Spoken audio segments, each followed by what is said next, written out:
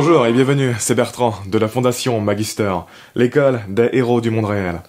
Pour le 20e épisode de la série sur l'éveil spirituel et la sortie de la matrice de la perception existentielle, la matrice de notre propre création. À la fin du dernier épisode, je vous disais que chercher son ignorance, c'est vraiment le meilleur moyen de développer de la connaissance.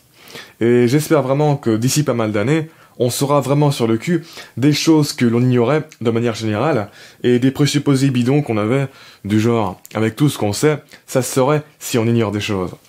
C'est tellement con quand on y pense. Mais qui saurait? Et comment? L'ignorance est l'état de base du système culturel que l'on forme, pas la connaissance. Et le système ne fait que refléter sa connaissance et donc son ignorance. C'est beaucoup plus dur qu'on ne le soupçonne de sortir à la fois de notre système de connaissances, mais aussi de notre système d'intérêt, pour découvrir des choses qui nous échappent. Beaucoup plus dur. Les contraintes sont juste énormissimes. Les plus grands secrets du monde se gardent d'eux-mêmes. Et c'est pour ça que les personnes qui ont poussé hyper loin leur conception de la réalité par rapport à leur époque étaient souvent des sortes d'ermites mystiques. Un cerveau par défaut, qui distord la réalité, ne connaît que ce qui intéresse son identité et son idéologie. Il ne connaît et communique que la connaissance de son petit paradigme. Il ne poursuit que ce qui correspond à ses drives et à ses intérêts de base. Sinon, il ne serait pas un cerveau par défaut. En pensant qu'avec tout ce qu'on sait, ça se saurait si on ignore des choses, on projette beaucoup trop d'agentivité et d'ouverture dans le système. Et on ne fait que démontrer à quel point cette étrangeté de notre condition humaine, dont je vous parlais au début de cette série d'épisodes, nous échappe complètement. Parce que si on réalisait pleinement cette étrangeté, ça serait parfaitement logique que l'on ignore tant de choses, et que toute connaissance ne peut émerger que dans une parfaite continuité avec notre conscience passée.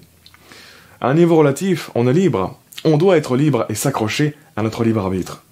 Mais paradoxalement, à un niveau absolu, on n'est pas libre de la manière qu'on pense qu'on l'est. Tout ce que tu peux vouloir au cours de ta vie, le développement même de ta volonté, ça s'inscrit dans quelque chose. Ta liberté n'est pas juste ta liberté, c'est celle de la vie avec un grand V.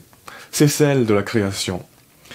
D'une certaine manière, tout n'est que pure continuité et relation de cause à effet hyper complexes qui se distribuent et se réverbèrent à travers le labyrinthe de l'existence. Il y a des réverbérations qui affectent tes pensées et ton contrôle dans l'instant présent. De la même manière que quand tu rêves, ce qui se passe dans ta tête, c'est souvent des réverbérations de diverses expériences qui se sont déroulées à plein d'instants différents dans le passé et qui vont ensemble orchestrer une nouvelle expérience dans le présent. Eh bien en fait, toutes les réverbérations de tes pensées et de ton contrôle passé, c'est ça qui fait la globalité de ta pensée et ton contrôle présent. C'est ça qui t'anime et qui te fait penser de manière si fluide. Et tes pensées et ton contrôle dans l'instant présent vont avoir à leur tour des réverbérations dans tes pensées et ton contrôle futur.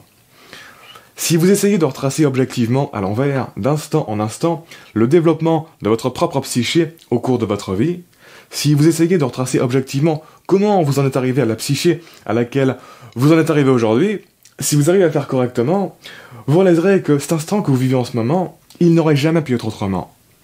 Ce moment, c'est l'intersection et l'aboutissement de tout ce qui vous est arrivé jusque-là. En fait, on projette notre libre arbitre comme une sorte de temple mental intérieur dans lequel notre personnage peut aller. Comme une sorte d'espace d'élaboration et de délibération consciente qui permet à notre personnage de faire les choix qu'il veut. Mais ce que l'on ne prend pas en compte, c'est que notre personnage ne rentre pas par hasard dans ce temple d'élaboration et de délibération consciente. Et surtout, ce que l'on ne prend pas en compte, c'est que ce que contient ce temple, ce que contient cet espace mental, est complètement dépendant de notre stade de réalisation actuel. Et donc, qu'il évolue grandement au cours de notre vie. Autrement dit, d'un instant à l'autre, ce n'est jamais vraiment le même espace mental. Et cette évolution qui se passe au cours de notre vie, c'est comme une substance tangible reliant tous les instants de l'existence de notre personnage. Il n'y a pas vraiment d'espace vide entre les instants. Il n'y a pas d'espace vide qui permettrait à notre personnage de casser la continuité de sa réalisation. Si on divise notre passé en grandes périodes, on peut se rendre compte que durant chacune des périodes, les intentions que notre personnage développait dans ce temple mental intérieur, dans cet espace d'élaboration et de délibération consciente, étaient typiques de notre stade de réalisation à cette période-là. Et on peut se rendre compte qu'il n'y avait aucun moyen de passer d'un stade de réalisation à un autre sans éprouver la vie. C'est l'expérience de la vie qui te fait passer d'un stade de réalisation à un autre. Et donc, dites-vous que c'est pareil pour tout le monde. il n'y a personne qui soit capable de s'émanciper de son niveau de réalisation. Personne n'est au-dessus de ce principe. Et encore une fois, ça ne veut pas dire qu'on n'est pas libre. Non. Ça veut dire qu'on réalise petit à petit notre liberté. Et qu'on la réalise globalement ensemble par les différentes influences qu'on a les uns sur les autres. Vivre, c'est un peu comme faire son chemin dans une sorte de gigantesque labyrinthe dynamique en fait. La liberté n'est pas un pouvoir magique permettant de déjouer les lois de l'univers et de sortir des pensées de nulle part. Non, même un cheveu qui pousse de travers est relié à une tête. La liberté, c'est un processus perpétuel de réalisation de soi en relation avec un monde. Et on ne peut pas être plus libre que notre stade de réalisation et que le stade de réalisation du monde. Et donc, aussi saugrenu cela peut-il sembler pour notre naïf sens commun et à l'âge de l'internet et de la communication de masse, certaines choses ne peuvent être connues que par des personnes qui sont sorties des différents niveaux de la matrice de leur esprit. Et il n'y en a pas tant que ça. De la même manière qu'il faut devenir un cerveau qui est attiré par les bonnes choses pour découvrir les bonnes choses, il faut devenir un cerveau qui est attiré par les choses différentes pour découvrir les choses différentes.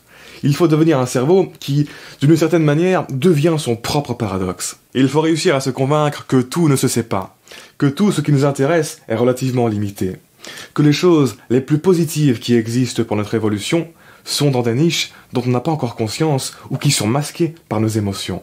Une fois qu'on s'en est convaincu, c'est plus facile d'explorer et de trouver.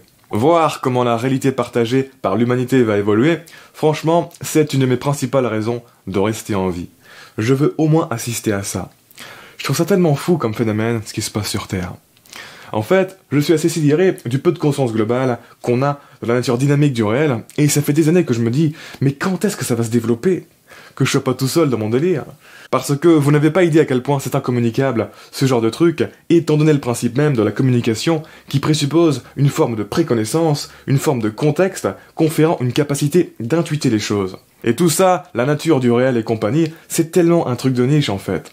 J'en parle quasiment à personne de ces choses parce que je sais que c'est un terrain hyper glissant et que beaucoup de personnes n'ont juste pas l'empathie idéologique pour chercher à comprendre le fond de ces idées. Parler de contrôler le réel, de conditionner sa physiologie par le mental, de sortir de la matrice de son cerveau, d'être Dieu masqué qui joue à cache-cache, de dire que le but de la perception c'est de ne pas connaître le monde, etc. Soit les gens s'en foutent tellement ils pensent que c'est de la connerie, soit ils vous prennent pour un fou. Et certains aussi vous envoient chier parce qu'ils ont l'impression que vous foutez de leur gueule. Et pourtant, ce n'est que la surface du délire cette histoire. Encore une fois, la condition humaine est tellement étrange, dans le sens on a tellement l'impression que notre conscience est une ouverture sur la réalité, alors que c'est précisément le contraire. On est tellement convaincu d'être en pouvoir, d'être indépendant, d'être objectif, d'avoir les vraies croyances bien fondées, etc., que ça nous paraît absurde de questionner tout ça. Et le fait que pratiquement personne ne le réalise, c'est encore plus étrange. Pratiquement personne, dans ce théâtre de la vie, ne s'arrête pour se rendre vraiment compte de la magie de sa propre existence. Sérieux, je crois que la plus grosse blague de la vie, c'est qu'on ne soit pas perpétuellement surpris d'exister. Mais comment est-ce qu'on fait pour ne pas se questionner ? Comme si c'était banal, alors que notre existence, est-ce qu'il se rapproche le plus de la magie ?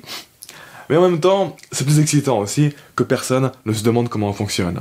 Ça rend l'expérience de la vie encore plus mystérieuse. Bref, depuis quelques années, j'ai réalisé que cette conscience globale qu'on a de la nature dynamique du réel, elle va jamais se développer rapidement. Je peux encore attendre très longtemps. En fait, c'est vraiment naïf et immature de croire que ça peut changer rapidement. Encore une fois, les contraintes sont juste énormissimes. L'humanité est beaucoup trop solide pour que ça arrive rapidement, et les conditions de vie qui structurent notre esprit ont un impact beaucoup trop fort. Et donc, en créant cette chaîne, je me suis fait l'idée d'être pris pour un fou par beaucoup de gens. J'ai réalisé que c'était normal en fait, et qu'il n'y avait pas vraiment d'échappatoire à ça. C'est comme ça, tant pis. Si vous m'avez bien suivi, vous aurez compris que pour moi, l'enfermement, le conservatisme et la xénophobie, c'est l'état de base d'un cerveau humain. Donc, je ne prends pas vraiment les réactions négatives personnellement.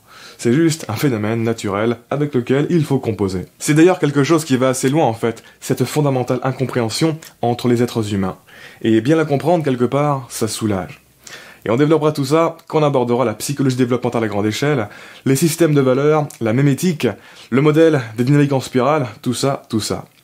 J'ai quand même hésité avant de décider si j'allais parler sur cette chaîne de tout ce dont on parle dans cette série d'épisodes. Parce que ça risque fortement d'être un nid à emmerde, à confusion et à incompréhension. J'ai longuement étudié les réactions des gens à propos de ces sujets sur internet, et les mauvaises interprétations sont légion. Mais bon, j'ai essayé de relever le défi parce qu'il y a aussi beaucoup de bonnes réactions. Et je pense avoir suffisamment de recul maintenant pour arriver à gérer les réactions associées à ce genre de thème. Et de toute manière, j'ai suffisamment confiance dans les idées folles que je balance pour que ça s'atténue sur la très longue durée. À notre époque, on est dominé par la rationalité. Donc, d'un point de vue mainstream, ces sujets sont clairement dans le domaine de l'insensé, on va dire. Parce que ça va juste trop loin tout ça. C'est transrationnel. Mais, à grande échelle, la dominance de la rationalité, c'est temporaire. L'évolution de la conscience est un phénomène extrêmement lent, certes, mais il ne va que dans un seul sens. C'est très solide et réfléchir tout ce que je balance. Ça m'a pris des années de travaux pour tout formaliser. Ce qui est sûrement la raison pour laquelle pas grand monde n'en est encore là. Bref, j'espère vraiment que ça va évoluer dans le bon sens de mon vivant cette histoire, et en tous les cas, je vais essayer de faire en sorte que ça évolue dans le bon sens, qu'on embrasse goulûment notre ignorance comme des cochons, afin d'augmenter la part des individus qui sont sortis des différents niveaux de la matrice. Les pousser à avoir ces twists dans la vie réelle. Et sur ce, on en reparle dans le prochain épisode. En attendant, je vous invite à vous abonner si ce n'est pas déjà fait, à laisser un pouce bleu si vous avez apprécié cet épisode, ça m'aide pour le référencement, quoi qu'il en soit. Je vous remercie de m'avoir écouté jusqu'au bout, et je vous dis à très bientôt pour la prochaine vidéo. Ciao.